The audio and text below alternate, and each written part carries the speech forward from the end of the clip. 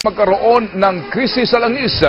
Ito sa kabila po mga kaibigan ng babala ni Senador Juan Ponce Enrile na posibleng magdulot ng food riot ang kakulangan ng supply ng langis sa Metro. Ito sa ilalim ng pagmamayari ay parang pagbabalik sa nangyari nung rehimeng Marcos.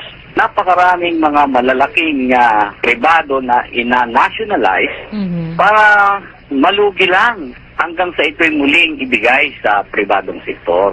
Ang solusyon dyan ay i-lift na kaagad ang iniiral na executive order sapagkat ito ay nagdudulot lamang ng mas malaking problema.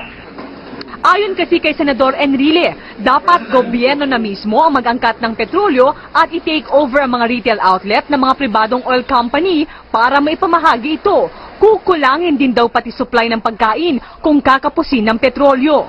The police power of government.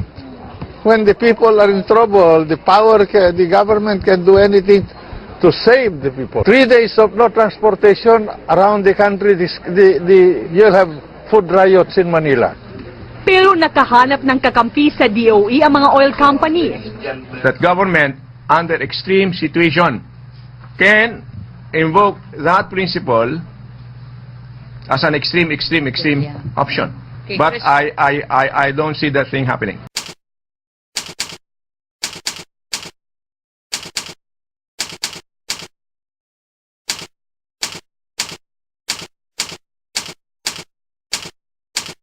One, two, three, not only you and me, got 180 degrees and I'm caught in between. Counting 1, 2, 3, feet apart, not free, getting down with 3 feet. Everybody loves ocean.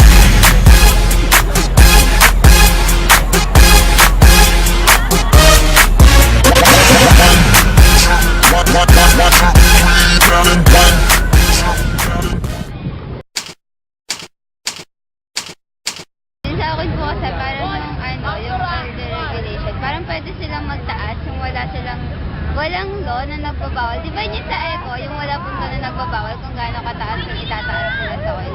Kasi parang, ano ba tawag dito? Parang may sarili silang monopoly or whatever. It's where the government tries to put a certain control over the prices of oil in this country para hindi basta-basta tataas yung presyo. Parang ano ba? Naririnig ko siya pero wala akong na-encounter na anything explanation about it. Ayan, Kasi naririnig ko sa news diba papalit yung nila, yung price. Pero hindi ko kasi alam kung yung tumaas ulit siya Basta yung government yung magpapasa ng batas na yung prices sila yung mag-fix ng price, yung oil price ng mga oil companies dito sa Philippines, even though dapat napakataas, bibigyan nila ng fixed price para hindi mahirapan yung mga tao. lang po. Ano pong idea niyo sa oil deregulation law? Para sa akin, hindi ko pa alam yun. Hindi ako aware sa oil deregulation law na yun. Pero mukhang masama siya, so hindi siya mabuti. May idea po ba kayo kung ano yung oil deregulation law? No. Pero naririnig niyo po siya sa news? Hindi rin. May idea po ba kayo sa oil deregulation law?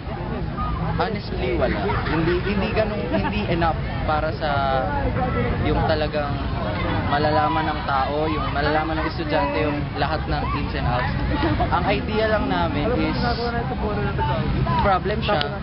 So, naiisip na problem, nadadala kami ng situation, pero the depths of the issue, bihira ang nakakaalam, bihira ang may interest, at bihira ang magkakaroon ng interest.